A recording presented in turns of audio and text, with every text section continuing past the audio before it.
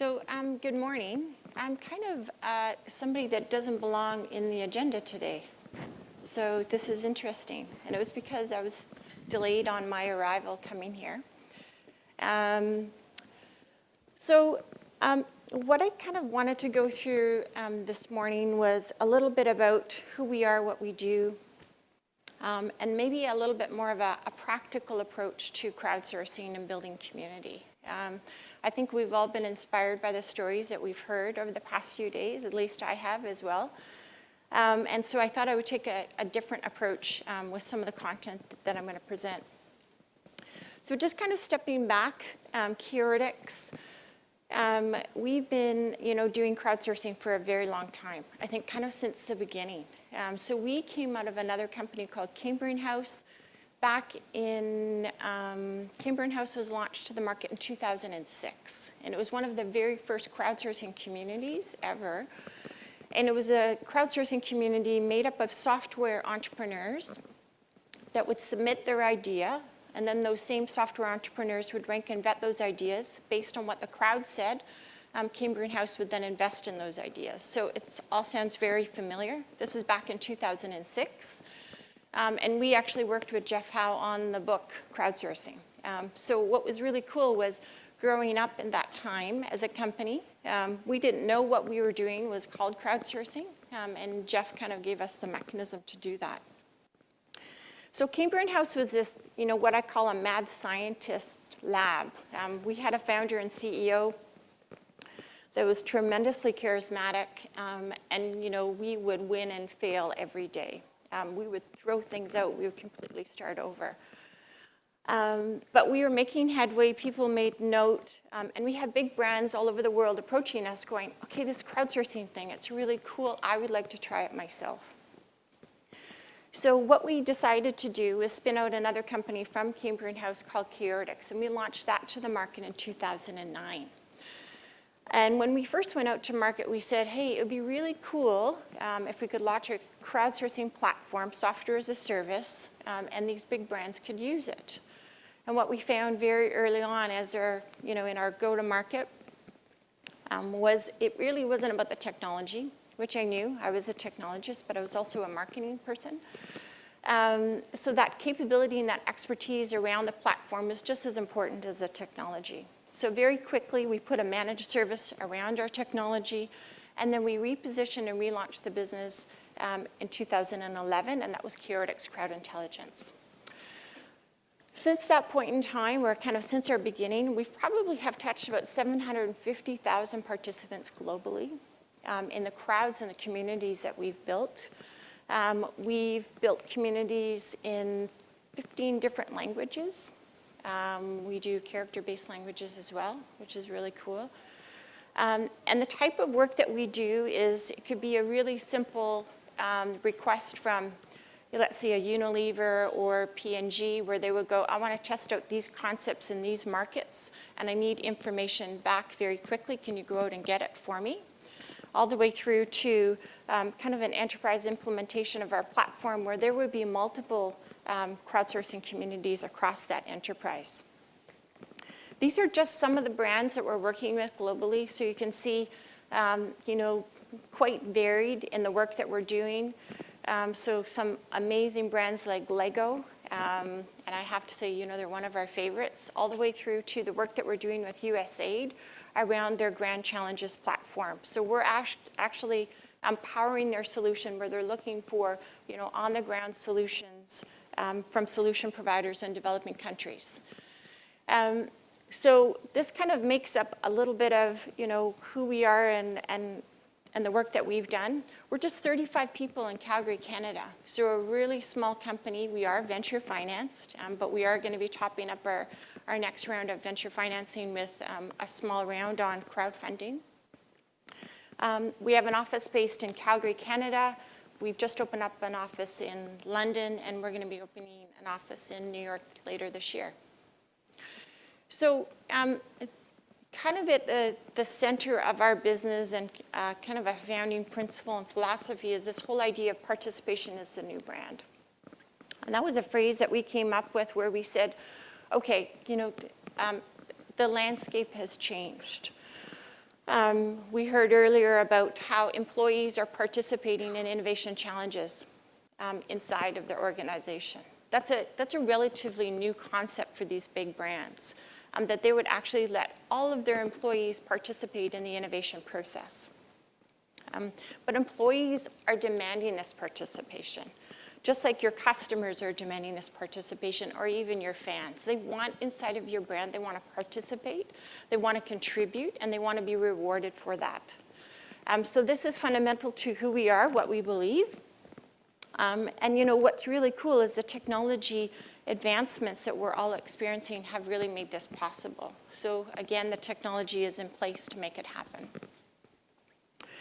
So what I thought I would do is, well, what I've done is I've kind of, you know, I've thought about all the presentations that I've done, you know, both with brands, you know, maybe at different conferences, and I've kind of did a summary of, you know, 7 questions that I always get asked. And I thought, I'll take you through these 7 questions. I'll give you kind of the answer from our vantage, and it could be maybe a little bit useful for you. So one of the most common questions is, how do you recruit a crowd? So we're different in the way that we're not a Tongle or a 99 Designs. We don't have a crowd that you can go to. But what we will do is we will recruit and curate a crowd on behalf of our customer. And there's 2 different types of, let's say, crowd participants that we can target. One would be what we call a known stakeholder. So they are your employee or they are your customer. So we will work with our customers and our brands and our partners to curate that crowd. And that could be hosted by that brand, but it could be powered by us. Another type of stakeholder that we often do is what we call a desired stakeholder. So there's somebody that you don't have access to today, but you want to have access to. So we, again, can broker that access based on the technology that's available. So one example would be our work with Vodafone in the UK. And they said, it was a Vodafone enterprise group, and they said, you know, it's really challenging. We deliver enterprise services to our enterprise customers globally, but we never actually get to talk to our end users, the people that are using those services. So what we did was we brokered access to KPMG, which is on our platform. They are an enterprise user of the Vodafone enterprise services, and we were able to give them direct access to that target stakeholder. So that's what we do. We will also work with different types of organizations like a Tongle or a 99 Designs to broker that crowd access through our crowd network. So quietly, kind of behind the scenes in our business, we have a crowd network that's made up of our partners. Next question, how do you build crowd participation and engagement? And this is really key. So again, if you think about it, we could be, you know, powering the Lego employee innovation community, or we could be going out to market on behalf of P&G and doing some insights work for them. It's really important that we set up the constructs that's engaging and compelling to the participant. So what will often happen when we're designing these crowd experiences is we might be working with a traditional market researcher, and they will literally give us a binder of 900 questions that they want to ask the participants over the next 4 weeks. And what we'll do is we'll go, okay, that's interesting. We know that you want that data, but there's different ways to get to that data. There's different ways to motivate, inspire, and compel the participant to complete all of these activities to get the insight that you want. So what we will do is we'll carefully design an onboarding experience that's made up of an experience that's going to be targeting that participant. So in the case of, let's say, P&G, it could be communication and awareness around points or rewards that you could have based on your completion in the campaign. We're going to ramp you up on that idea. We're going to encourage you to learn more about the campaign that we are going to be running for you. On the employee side, it could be integrating ourselves inside of the marketing or the employee communications program inside of the organization. So what's happening offline is going to be just as important online, and how can we bring some awareness to this campaign that we might be running? So what we always talk about is, you know, time limited. We want you to get involved, sign up now. And then we then we actually go through a process where we actually launch the campaign or we launch the community. A few other ways that we try to build what we will call a compelling participant experience is that we create a diversification of different types of communication. So we don't ask the participant to come in and complete a survey. In fact, we might take those 900 questions that P&G wants answered, and we might scatter them over an 8-week period, and we might actually gamify those questions so the participant wants to do them. But other things that we'll bring into the community that are really important, and I've kind of highlighted them here, is we might have some blog content. So what information does a customer or the host organization want to communicate? What kind of news do they want to share with those participants?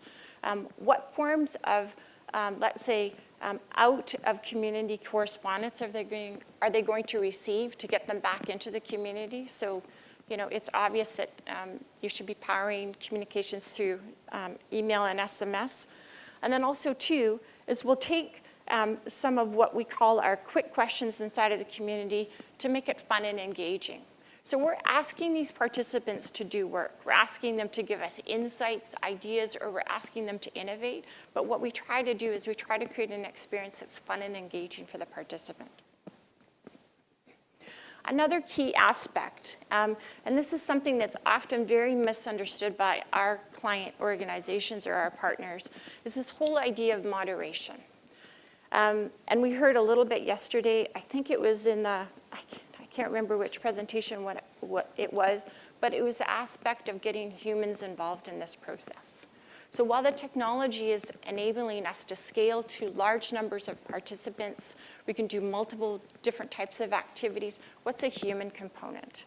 And there was actually a great article in the New York Times a couple of weeks ago talking about thick data, not big data, but thick data, and this whole concept around what's the combination of that big data with the human eye. And so what we do through our moderation services, and we power our customers to be able to do this as well, any platform would be able to do this for you, is that the moderators can go in and drive engagement and participation across that crowd. They're kind of like the cheerleaders. They're going, come on, participate. That was a great comment. Hey, your idea is kind of similar to this guy's idea. Maybe you guys should talk. Another aspect of moderation would be what we call in-community analysis, and that's where our moderators, or again, the client moderators, can go in and identify top contributors or top forms of contribution across that crowd.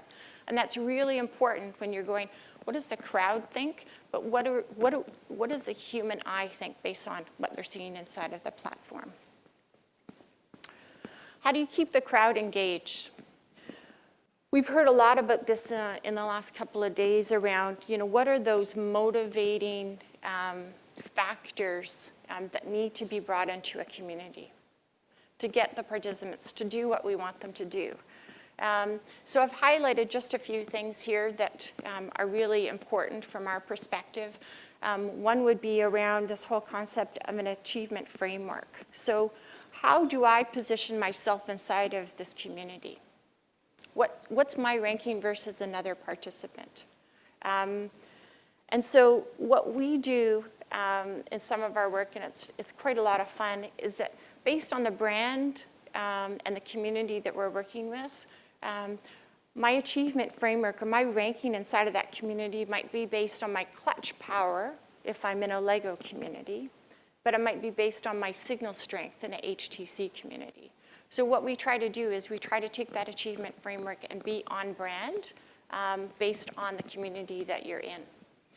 We talked a little bit yesterday about intrinsic and extrinsic rewards and motivations. So an extrinsic reward could be, I'm going to win $500,000 to get my idea implemented, which is great. And we're starting to see that both internally and externally. An intrinsic reward could be, what are the badges that I'm earning based on my participation? Or how many points do I have? Or where am I sitting on the leaderboard? Or what do my peers think of me? Those intrinsic motivators can actually be more motivating and more compelling to the participant than the extrinsic. Another key aspect around driving participation, and I've touched on this a little bit already, is kind of a wide varied of activities. So again, if we think about it, P&G runs an innovation fund challenge internally for their CMK team every year. And it's a really cool challenge. And every year they put more and more money into the pot to fund employees and their ideas. But not everyone has an idea. So it might be just as important to drive ideas from that crowd, as well as it might be important to drive comments from that crowd or collaboration on making my idea better. Or there could be other activities that the crowd could do around that idea submission or that idea contest. So some of the things that we've kind of played around with over the years have been, let's say, a photo-based elicitation activity, meaning that I'm not asking you for an idea. I want you to tell me a story. I want you to tell me a story about a product that you've used, a product that you've desired, or an experience that you've had with the brand internally or externally. And just by doing that, we will be able to derive a bunch of insights from that narrative and that story that you've just told us. And then when we couple that with the power of photography or video, so one of the things that we offer our customers is the ability to integrate into Flickr. So I could be inside of a community, I could tell a story, I could search in Flickr for a photo that is about my story, and then we would have all of that search criteria as well. So again, what we're doing is we're creating a narrative or data that can be analyzed both by our platform as well as humans. So again, when you think about an idea campaign for employees or for customers or fans, it's going to be really important that you offer different types of activities so that the general crowd at large has different things to do.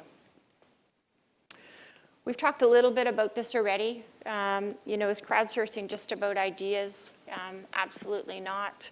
We take our participants through a process where we can derive insights, ideas, and ultimately disruptive innovation. But one of the things, we often have to kind of clarify, well, what is the difference between idea management and, let's say, the collective or the crowd intelligence? And so there's a couple of things here I want to highlight. One could be focusing on the best participants and therefore the best forms of contribution across that crowd. So we don't take ideas through a process, we take participants through a process. And by lifting up the best participants, we believe you will get the best insights, ideas, and innovation.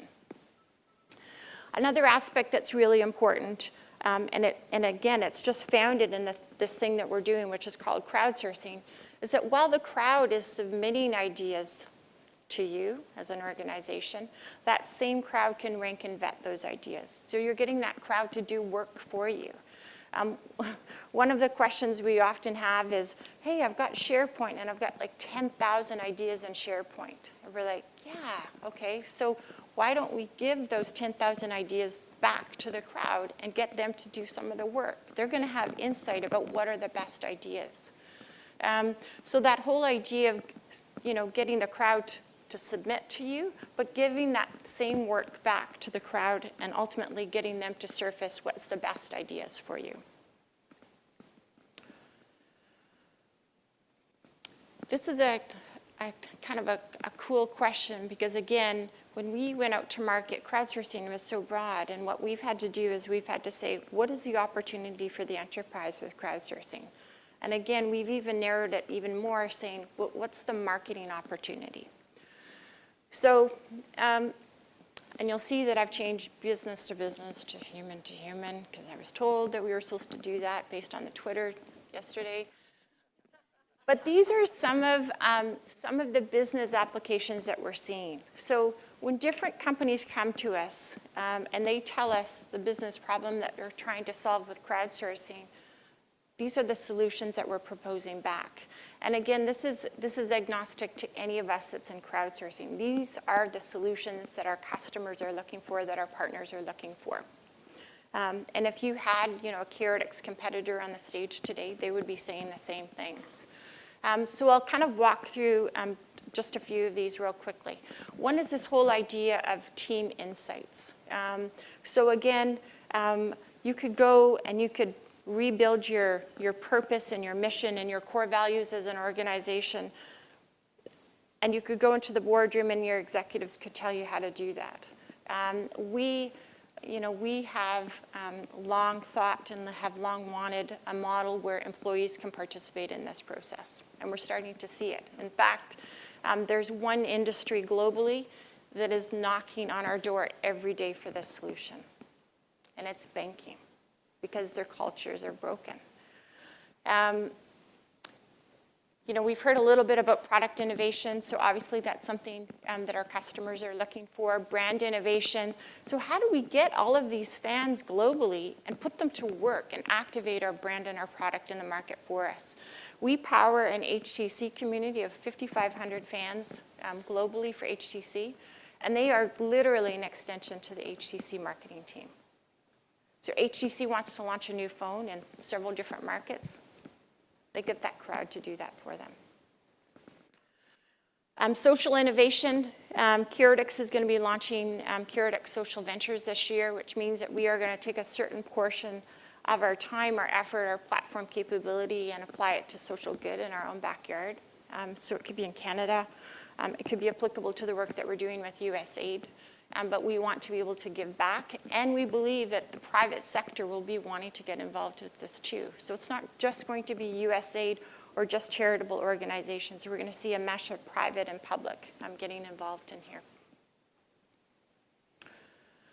So how do you find meaning and prediction from the crowd? So we talked a little bit about this already. I'll make it quick. But again, we do not take ideas through a process. We take participants through a process. We believe that you can drive insights from the large crowd, or the mob, as we call it. You cannot innovate with the mob. But what we can do is we can cast a wide net. We can get insights around the question or the challenge that we have. We can then build affinity groups that's based on a brand or an idea. Do I want to reduce infant mortality in developing countries, or am I a huge fan of Lego? And once we start building those affinity groups, what will happen is the leaders and the prosumers will emerge. And those are the individuals that are going to drive innovation for your company or for your organization.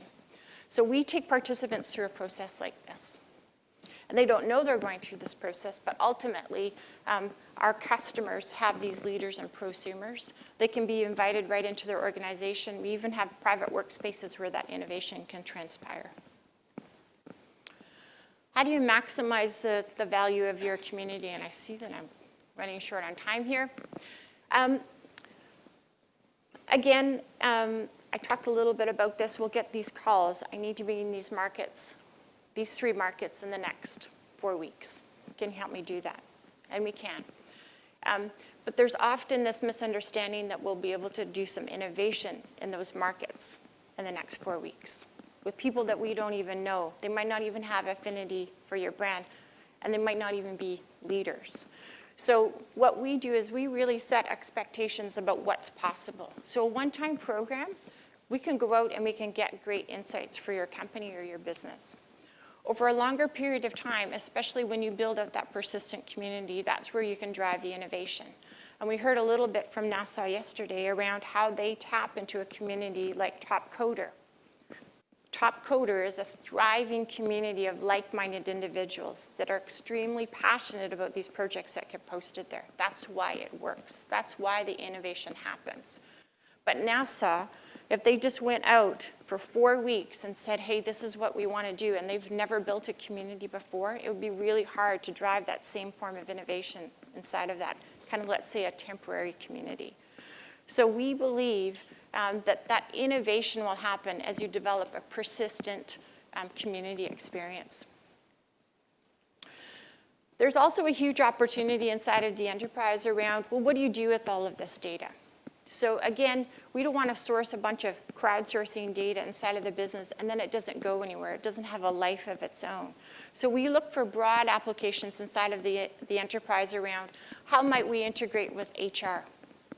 My reputation inside my employee community, does that link with my performance in HR? It should, and we're starting to see that, and we're making that happen.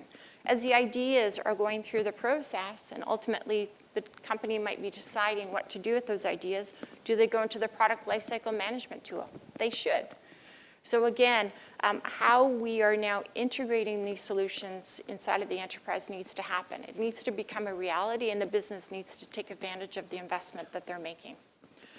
So I'll just do one last parting thought here. We often get asked to do this process with our customers where they go, are we ready? Are we ready? Do we have the maturity to do this as an organization? And we just go, you know what, this isn't the process that we do. There's lots of people out there that will take you through an innovation scorecard or maturity scorecard. And we just go, do you have the risk? I mean, do you have the courage? Do you want to take this leap? Do you want to invite your customers in? Do you want to ask your employees questions? And will you act on them? So we say, do you have the courage? Innovation is risk. Risk is its own reward. So that's it.